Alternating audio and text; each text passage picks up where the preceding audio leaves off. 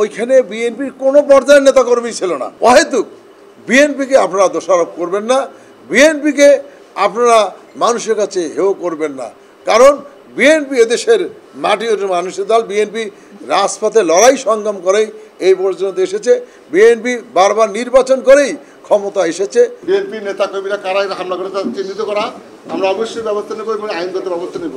যদি হিরো আলমের এই 24 ঘন্টার মধ্যে না পড়ে, তাহলে হিরো আলমকে নিঃশর্ত ক্ষমা চাইতে হবে বিএনপির কাছে।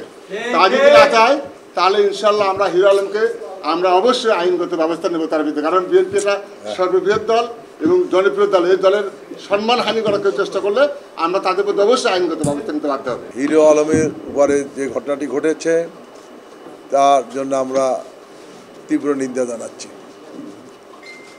একই সঙ্গে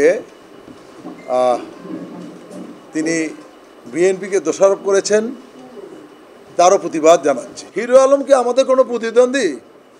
হিরো আলম কি কোনো আমাদের শত্রু?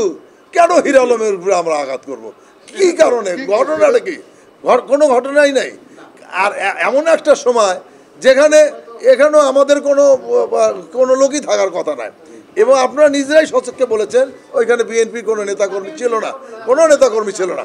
এখন বিএনপির নাম ব্যবহার করে অনেক জায়গায় দখল হচ্ছে, বিএনপির নাম ব্যবহার করে অনেক জায়গায় চাঁদাবাজি হচ্ছে। আমরা এইখানেই তো আসতে চাই।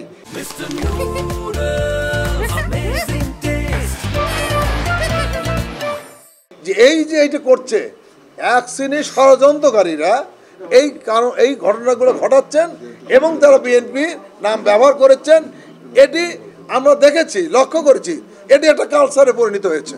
এই ষড়যন্ত্র চলছে। আজকের যে ঘটনাটি ঘটেছে সেটি আপনারা পর্যালোচনা করুন, আপনারা লিখুন কেন অন্যায়ভাবে বিএনপিকে দোষারোপ করা হলো।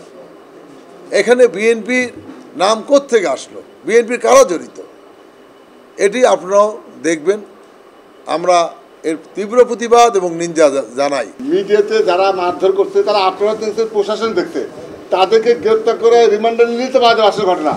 আমি নিশ্চিত যে হিরো আলম তার নিজে জাহির করার জন্যে এবং ষড়যন্ত্রকারীরা সব মিলে তারা একটা নাটক সাজাচ্ছে। সেই নাটক আশা করি আপনার সাংবাদিক ভাইদের মাধ্যমে তার মুখে সম্মোচন হয়ে যাবে। ওইখানে বিএনপির কোনো পর্যায়ের নেতাকর্মী ছিল না। কেউ যদি এটা করে তার দায়িত্ব তো তাদের, এবং আমরা তার তীব্র নিন্দা জানিয়েছি। এবং ফিতা গলায় দিয়ে যারা বলেছে, এখন আমি একটু আগেই বললাম যে বিএনপির নামে চাঁদাবাজি করতে যে ধরা পড়েছে ছাত্রলীগ যুবলীগ, এখন তার জন্য তো বিএনপি দায়ী নয়। এখন বিএনপির নাম দিয়ে যদি কেউ বলে তুই এটা কেন করেছিস, কিন্তু আইডেন্টিফাই করতে হবে সে আসলে বিএনপির কিনা। এখন সাংবাদিকতাও করতে পারে এই ঘটনাটা, করতে পারে না ষড়যন্ত্র। এই ষড়যন্ত্র হতে পারে।